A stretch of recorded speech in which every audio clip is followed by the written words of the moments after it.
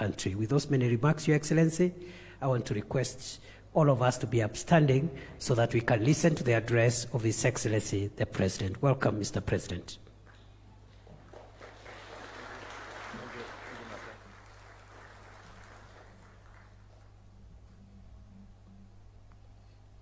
Thank you very much, Abraham. Please, let's take our seats.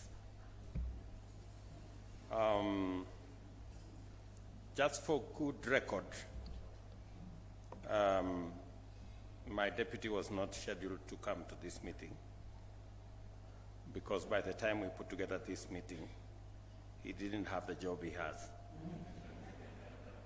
So I just ambushed him here and told him to remain behind for this meeting because it is an important meeting. And I must say, a good professor, that if there was an examination on your first assignment, I can say you have passed with very good colors. Because at the very least, you understand why we are here. There are many who would not understand why we are here. And in the past, I have tried. When such difficult subjects as the economy and taxes are being discussed, not many people want to participate because it's a very difficult subject. It's not very popular. And so populists don't like hard stuff. I'm very happy that you at least pick 4 items. That is very good.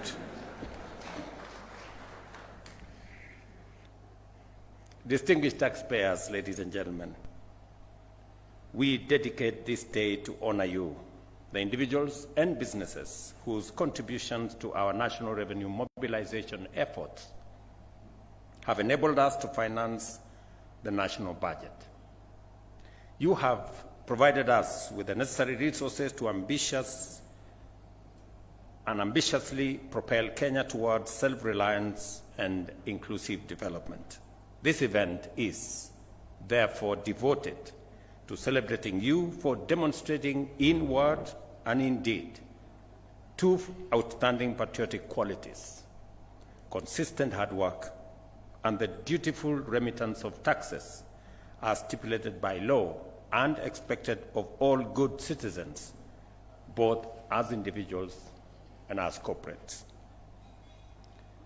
Your patriotism is the foundation of our nation's economic resilience and progress because efficient revenue mobilization is essential to finance the delivery of public services, investing in infrastructure development, and providing resources required to safeguard peace, stability, and national unity. Kenya's socio-economic transformation is overdue by decades because we delayed too long in enhancing domestic revenue mobilization to the level needed to ensure sustainability and economic takeoff.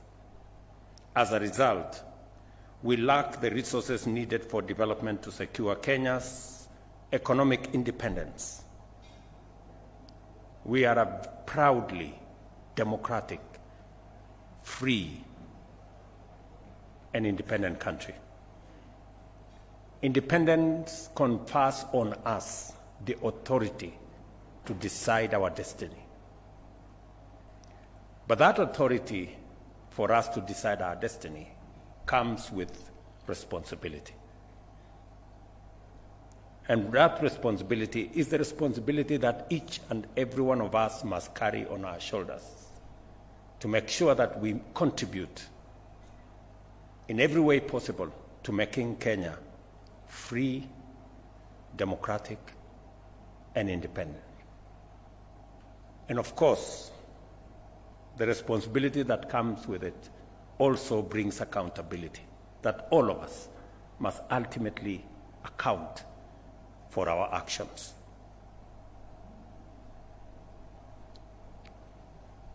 Let me say this, that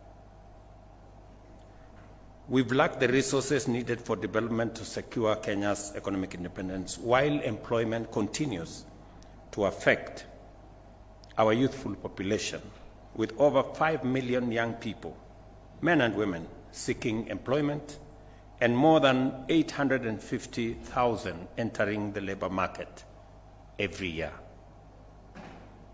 These are staggering numbers, that we have 5 million young people out there and 850 million join them every year.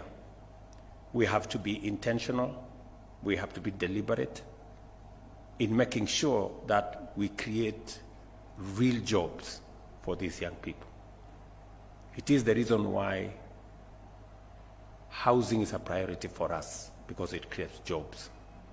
It is a reason why investing in technology, in the digital space, in the 100,000 kilometers of fiber optic is a priority, because it creates digital jobs. It is the reason why making sure that we have bilateral labor agreements across many countries is a priority, because it creates jobs. And it is the reason why our county aggregation, special economic zones, and the current conversation we are having about how do we enhance our manufacturing capabilities is a priority, because it creates jobs. Similarly, our nation has suffered from a severe housing deficit, which has pushed the cost of housing beyond the reach of many urban workers, forcing them to live in crowded, unsanitary, and often insecure dwellings. Our farmers have worked tirelessly, but have yet to benefit from improved agricultural techniques, post-harvest loss mitigation, economies of scale, value addition, and export manufacturing. And it is the reason why we are expanding and deploying more resources in that space.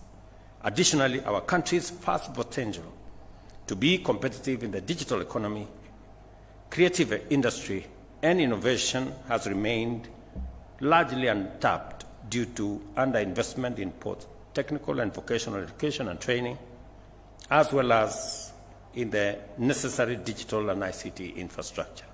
Again, it is the reason why we sat around a table in this very space here with our ICT ministry, with the Communication Authority of Kenya, with Kenya Power, to make sure that we use our Kenya Power network across Kenya to piggyback and drive our fiber optic footprint around Kenya. Further, endeavors to ensure the health of our people by providing high-quality health care have been undermined by limited access and high costs, because medical facilities have been few and under-equipped, while treatment has typically overwhelmed majority households' budgets and exacerbated hardship. And it is again the reason why we are rolling out our universal health coverage, a very bold initiative. And I promise you, it's going to succeed, because I can already see the signs of success in our universal health coverage plan. At the same time, our economic growth has faced major challenges from within and without, including rising energy prices and interest rates, severe impacts of climate change, and geopolitical upheavals, factors that have driven up commodity prices and significantly increased our debt burden. We have been navigating uncharted waters for a while now, with more than half of our revenues going to service debt, and thus denying us resources for development and for critical services. The bold policies outlined in our bottom-up economic transformation agenda aim to drive shared prosperity by reducing the cost of living, enhancing labor productivity, and creating millions of jobs annually. This is why we are investing in developing high-capacity value chains such as agriculture, micro, small and medium enterprises, housing, healthcare, the digital superhighway, and the creative industries. To execute these transformative strategies, we agreed with the people of Kenya to take very difficult but necessary decisions to restore economic stability and guarantee fiscal sustainability in the short and medium term as the first step towards setting our nation on a path to economic prosperity. We also resolved to radically reduce non-priority expenditure and eliminate wastage to ensure that every shilling of national revenue goes as far as possible to deliver for our citizens. I have had my CS for National Treasury speak here. I'm not responsible for his eloquence or his firmness. I think he has just seen the reality of where we are and that we must move together. You and your team, John, have my full support as you lead the way in making sure that we explain ourselves to the people of Kenya on matters that require domestic mobilization. And I agree with you entirely in what you have said. We need to begin to think about your accrual accounting is spot on. Your zero budgeting is spot on. We need to begin to explain why any department, any ministry requires every shilling. If you required it last year, you still must come back and explain to us why you require it this year, so that we can make sure that we are doing the right thing. And the third thing that you have said that is spot on is the issue of tax expenditure. We must have a honest conversation as Kenyans. If we are spending 400 billion shillings every year on tax refunds, and in some cases, that have been brought to our attention, as it was done with our universal health program, you know very well that in some instances, like in some hospital here in Kino, they were doing more surgeries than Kenyatta National Hospital.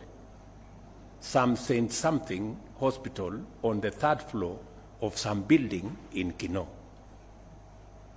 It is not possible. It is the same thing. We now have people who claim tax refunds because they run bakeries. Because bread is a very important thing to Kenya. Bread is very sensitive. And we are paying a lot of money to many bakeries. But you know what they are doing? They have more accountants in those bakeries than people who bake any bread.